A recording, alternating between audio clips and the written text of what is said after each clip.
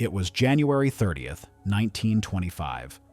Floyd Collins, 37 years old, had made an agreement with his neighbor to explore a cave on the neighbor's land. He hoped to turn it into a tourist attraction, since it was close to the main road and easy for visitors to reach. Even though it was snowing that morning, Floyd decided to go ahead with his plan.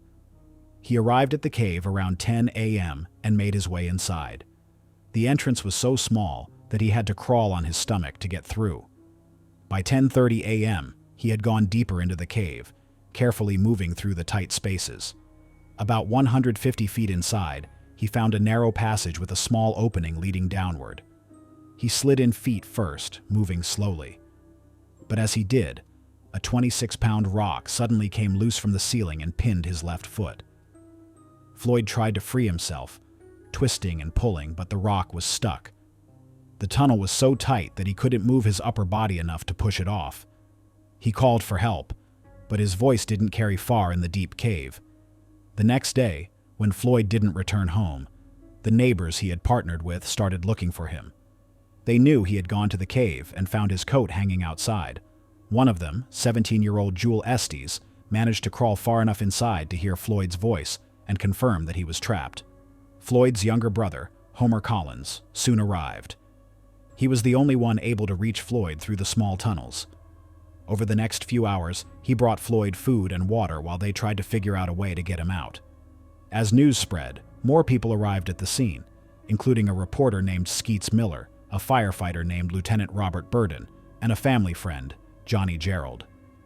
They all took turns going into the cave to check on Floyd and help where they could. The growing crowd outside the cave turned into a big event, with reporters setting up and people coming just to watch. Rescuers worked hard to free Floyd. They set up an electric lamp near him to keep him warm and to make sure they could still see him. But the crowd outside was so large that their body heat and campfires caused the snow to melt. Water ran into the cave, turning the ground to mud and making the cave more unstable. On February 2nd, rescuers tried pulling Floyd out with a rope and harness, but the passage was too narrow and the rope only lifted his body against the ceiling, making it impossible to pull him out. Next, they tried to dig around the rock trapping him, but the space was too small to work properly. On February 4th, the cave entrance collapsed in two places, blocking access to where Floyd was trapped. Rescuers couldn't reach him anymore, so they started digging a new shaft from above. It was slow and difficult, but they kept going. For a while, they could still see the light from the lamp, which meant Floyd was still alive. But as time passed, he stopped responding. When rescuers finally reached him through the new shaft on February 16th, he had passed away due to the cold, lack of food, and dehydration. With no safe way to remove his body, the decision was made to leave him where he was. The cave was eventually sealed, and Floyd's remains remained inside for several years until later efforts retrieved them. On March 22, 1959, a group of students from the University of Oxford set out to explore Peak Cavern in Derbyshire, England. Among them was 20-year-old Neil Moss, who was excited to explore a new passage inside the cave. Peak Cavern, also known as the Devil's Arse, extends 6 kilometers and reaches depths of 130 meters. Formed in Carboniferous limestone, it features both wide chambers and tight passages, with an entrance measuring 100 meters long, 20 meters high, and 35 meters wide.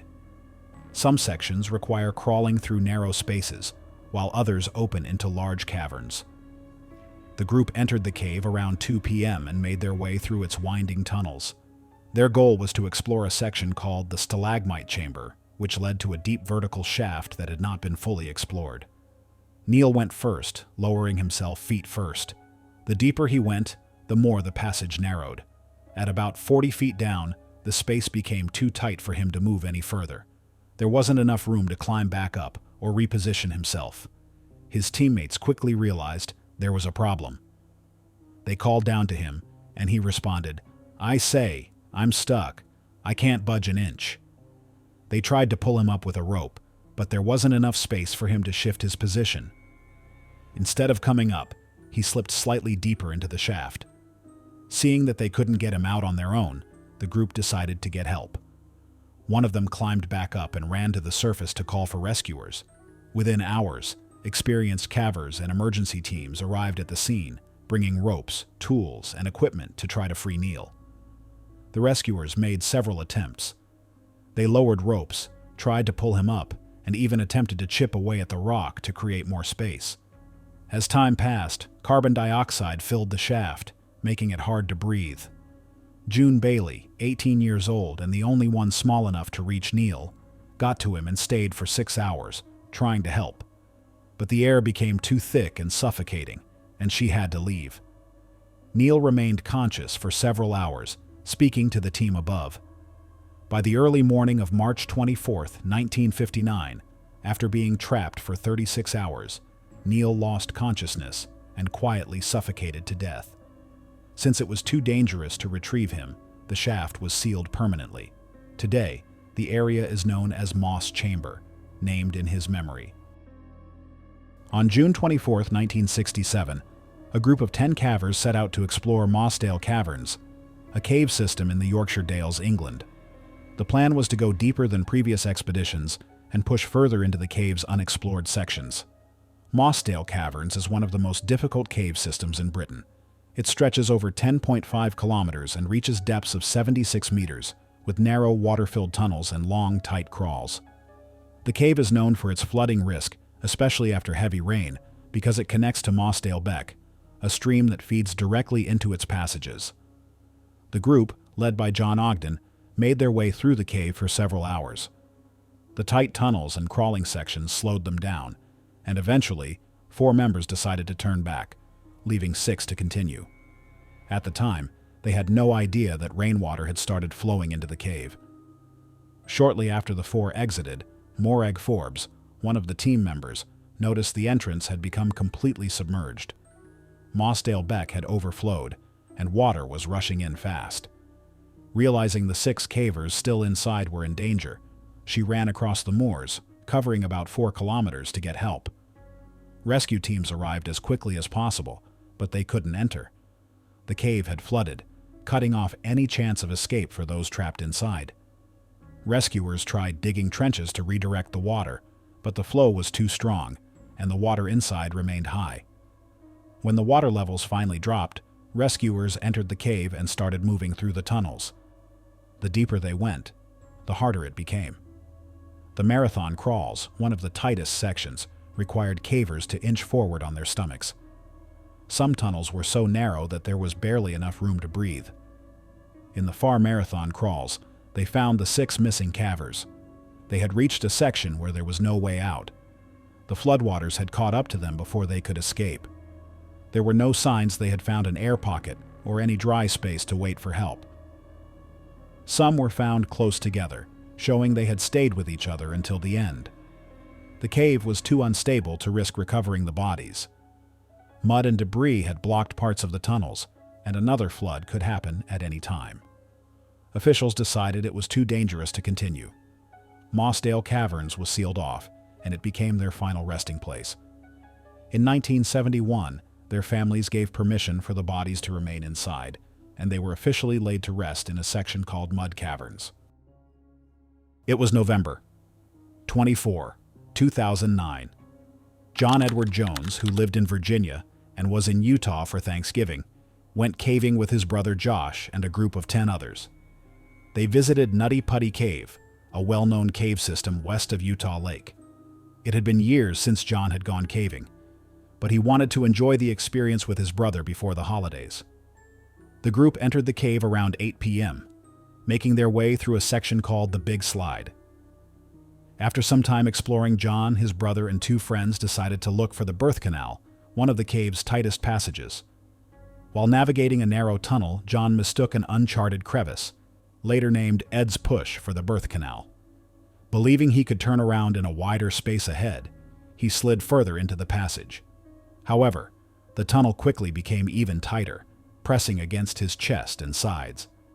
The passage was at a downward angle, and as he tried to shift his body, he inadvertently slid even deeper. His arms were pinned at his sides, and the cave's sharp turns made it impossible for him to push himself back up. He was now stuck, head first, in a space just 10 inches across, about 400 feet from the cave entrance. Josh, realizing something was wrong, asked if he was okay. When John confirmed he was stuck, Josh attempted to pull at his legs, but there was no room to create leverage. Seeing that John couldn't move, Josh made his way back to the surface and called for help. Rescuers arrived quickly, and over 130 people worked tirelessly to free him. Due to the cave's extreme tightness, standard rescue tools couldn't be used. The team first attempted to pull him out by securing a rope to his legs, but the narrow, downward-sloping passage created too much resistance. At one point, they managed to lift him a few inches, but the pressure on his body from the sharp rock walls made further movement impossible. With traditional pulling methods failing, rescuers tried to widen the passage using chisels and drills. However, the rock was too solid, and the confined space made it almost impossible to maneuver tools effectively. Several rescuers took turns entering the tunnel to comfort John and keep him awake, but the effort was physically and emotionally draining. John had now been upside down for hours, which put extreme stress on his body. Blood pooled in his head and chest, making it harder for his heart to pump and his lungs to expand. His breathing became shallow, and he struggled to stay alert. Despite his worsening condition, he continued speaking to rescuers, at times praying with them, and offering words of encouragement. After 27 hours trapped in the cave, John stopped responding. A medical expert on site confirmed that he had died from positional asphyxia, caused by the pressure on his body and the inability to breathe properly. With no safe way to remove his body, authorities made the painful decision to leave him in place. Nutty Putty Cave was permanently sealed, and John remains inside. A plaque now honors his memory at the site,